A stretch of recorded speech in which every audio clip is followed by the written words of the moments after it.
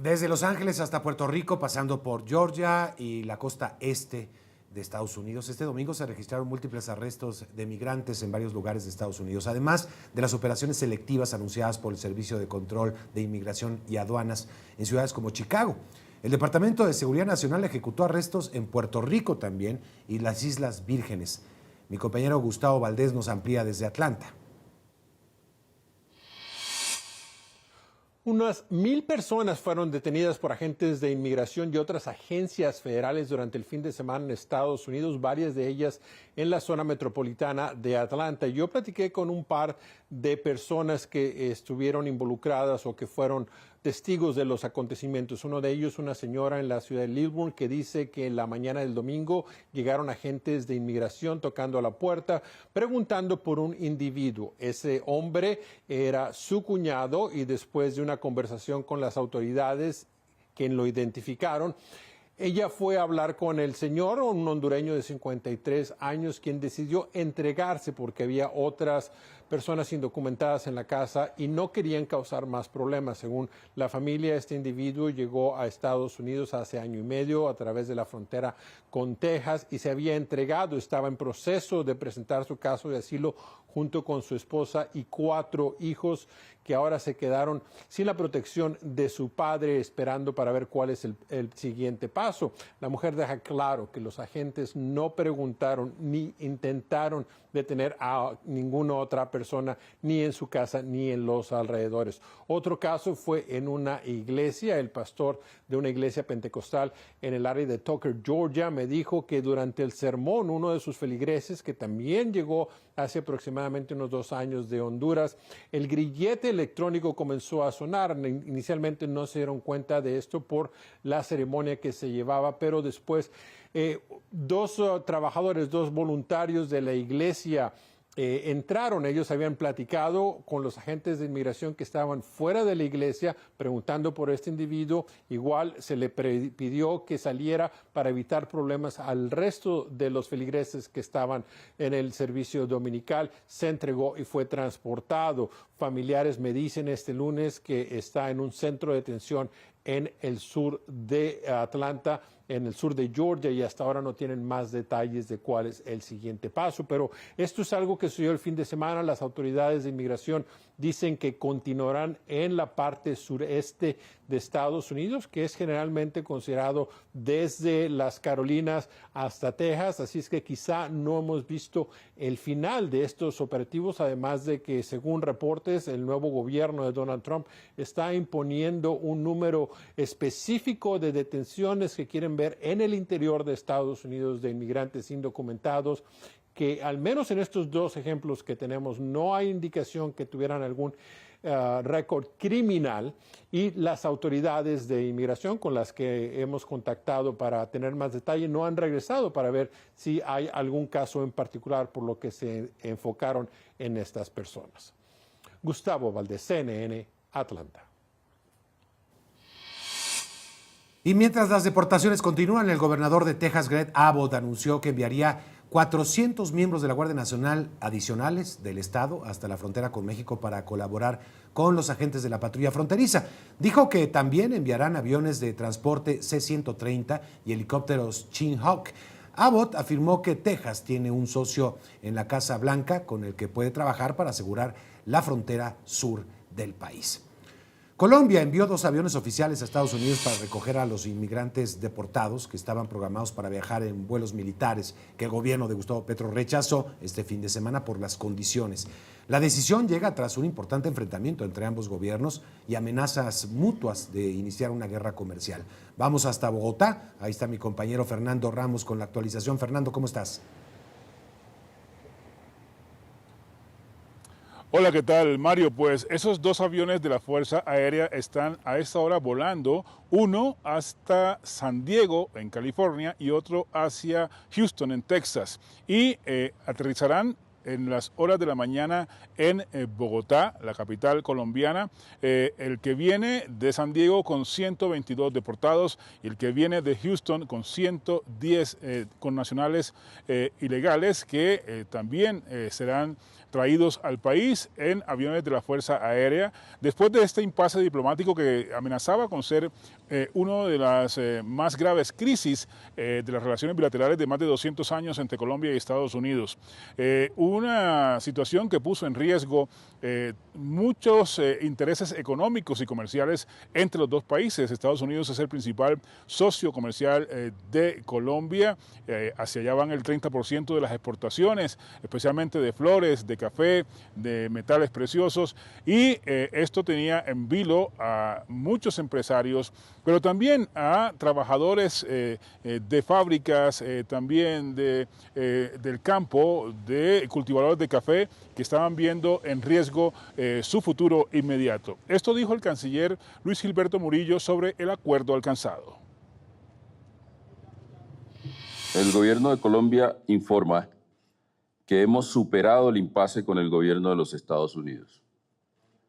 En este contexto, el canciller Luis Gilberto Murillo y el embajador Daniel García Peña viajarán a la ciudad de Washington en los próximos días para sostener reuniones de alto nivel que den seguimiento a los acuerdos, resultado del trabajo conjunto que llevó al intercambio de notas diplomáticas entre los dos gobiernos.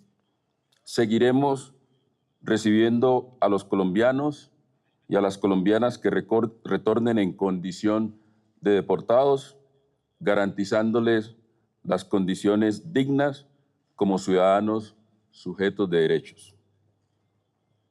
El gobierno de Colombia, bajo la directriz del presidente Gustavo Petro, tiene dispuesto el avión presidencial para facilitar el retorno de los connacionales que iban a llegar hoy al país en horas de la mañana en vuelos de deportación. Mario, las retaliaciones, las amenazas del presidente Donald Trump ante la negativa del presidente Petro de recibir a los deportados colombianos en condiciones que él considera indignas, es decir, esposados y con cadenas, incluían la imposición de aranceles desde un 25 hasta un 50%, pero además también restricciones para visas de funcionarios del gobierno colombiano, incluido el presidente de la República y su familia y seguidores del partido de gobierno Pacto Histórico. Pero quienes más se han visto afectados son los colombianos del común que tenían citas pendientes para renovar sus visas o para obtenerla por primera vez y se encontraron con la noticia esta mañana de que el consulado estaba cerrado y no estaban haciendo esos trámites. Esto nos contaron sobre lo que piensan de esta situación. La verdad muy triste, el día de ayer llegué desde Cali acá a Bogotá para mi cita el día de hoy y pues la verdad se siente uno frustrado. Son sueños ideales que uno tiene pues de acceder a este documento que es la visa para poder viajar a Estados Unidos, más que todo por conocer y demás. Hace 3 años nos dieron la cita, nos la reprogramaron para hoy, la de las huellas el viernes, la del cónsul hoy, y pues no tenemos ninguna noticia. Bueno, no, la cita la teníamos programada desde hace más de un año. Hemos perdido 3 días de colegio de los niños, hotel desde el jueves, viernes, sábado, domingo, los tiquetes aéreos y pues corremos el riesgo de perder los derechos consulares. Entonces pues la situación es bastante desconsoladora. Mario, en una carta, varios ex cancilleres de Colombia, también expresidentes de la República, han pedido al gobierno más mesura y tratar todo esto por las vías diplomáticas. Diversos sectores políticos y de opinión también han pedido que el mandatario colombiano Gustavo Petro tenga más control en sus posts en la red social X, antes Twitter, porque podría desencadenar otra crisis si continúa en este enfrentamiento público en redes sociales con el presidente Donald Trump, quien también se ha pronunciado después de este incidente, y lo que temen muchos es que esto sea muy frágil y que en cualquier momento pueda desatarse otra tormenta como la que se vivió en las últimas horas entre Colombia y Estados Unidos tras más de 200 años de relaciones bilaterales que habían sido llevadas de cierta forma con tranquilidad, Mario. Sí, creo que ha sido una de las lecciones. que se ha aprendido. En redes sociales no se pueden dirimir asuntos diplomáticos tan delicados. Gracias, Fernando. Estaremos muy pendientes y seguimos en el tema, por supuesto. Pese a que desescaló el episodio, la fricción entre los presidentes de Estados Unidos y de Colombia, la clase política y empresarial se mostró muy preocupada por el precedente que se ha sentado en la relación bilateral, esta amenaza de aranceles.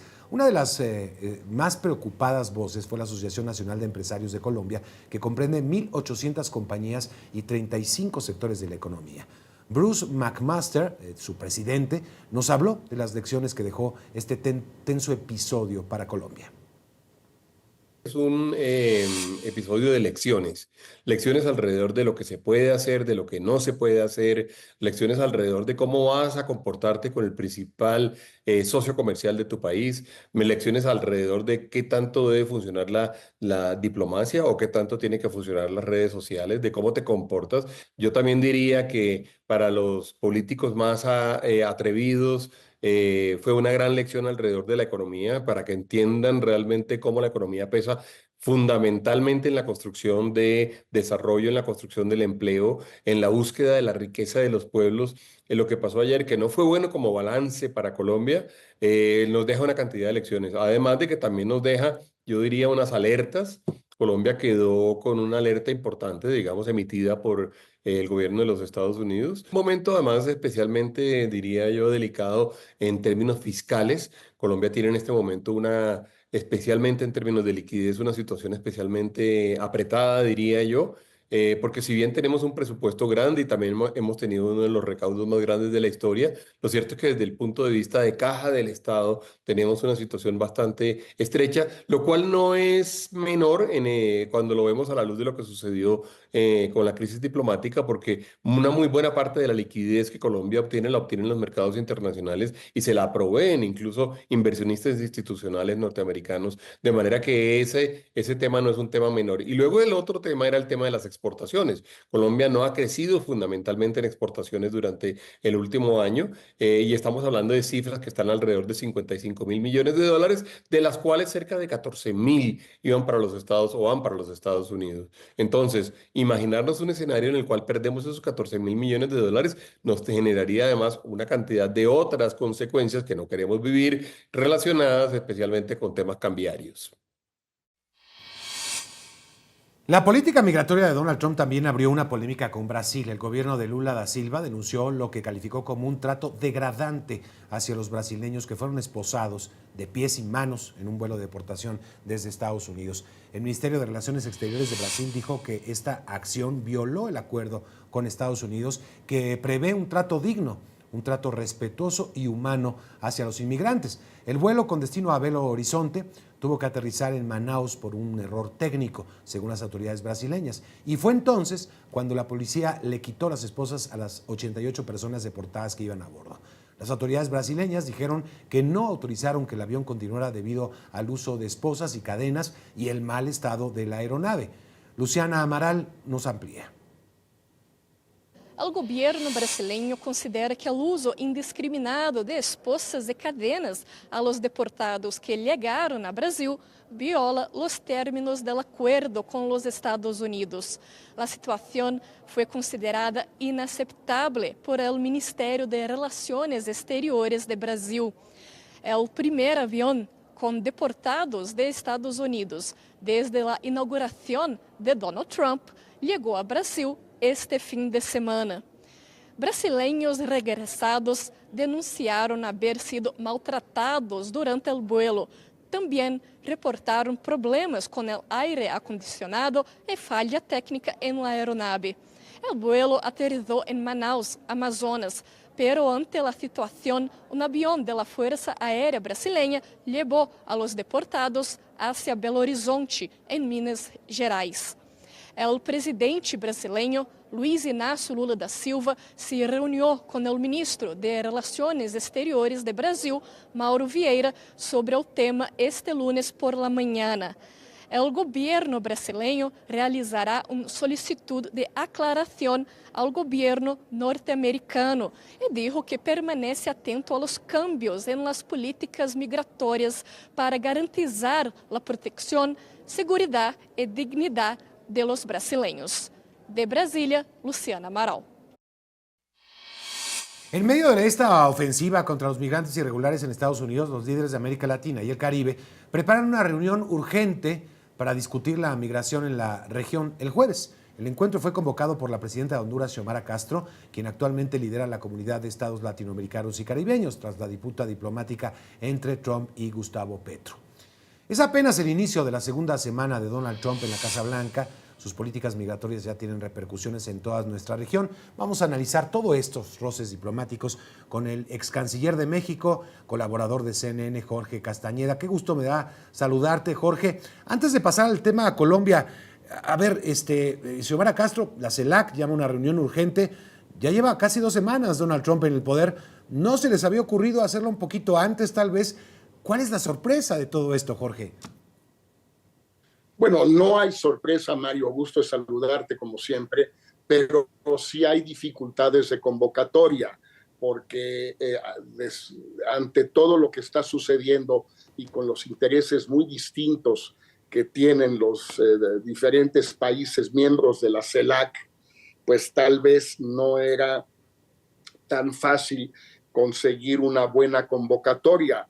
Ojalá, es mi opinión, ojalá, yo pienso que, por ejemplo, la presidenta Sheinbaum no debe ir a esa reunión, tal vez pueda estar por Zoom o algo, porque pues puede ser muy comprometedor en la medida en que, por ejemplo, México pues tiene un conjunto de temas en la agenda con Estados Unidos que no es el caso de Brasil, a pesar del episodio de los esposados que acaba de narrar la corresponsal de CNN en Brasil.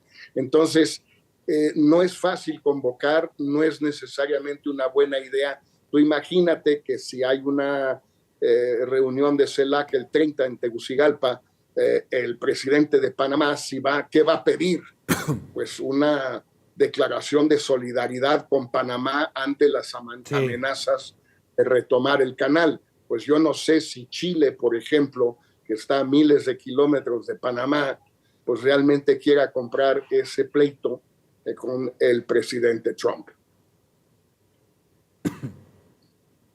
Sí, efectivamente, creo que hay diferentes agendas y diferentes maneras de tratar las cosas. Ahora, pasando al tema Colombia, ¿fue innecesario? Y hasta ahora, ¿crees que se pudo manejar bien la presión de la Casa Blanca?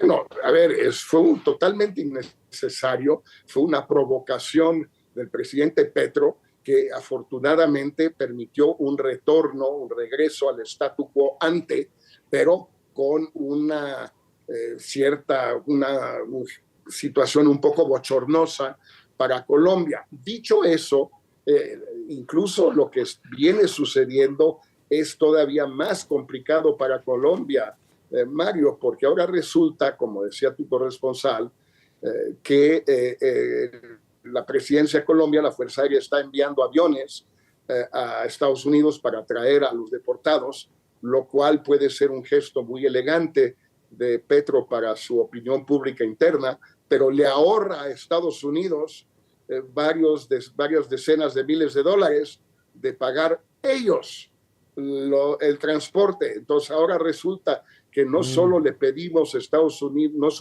no le pedimos a Estados Unidos que financie las deportaciones, sino que nosotros, los latinoamericanos y en este caso los colombianos, financiamos las deportaciones que ellos hacen a los diversos países latinoamericanos.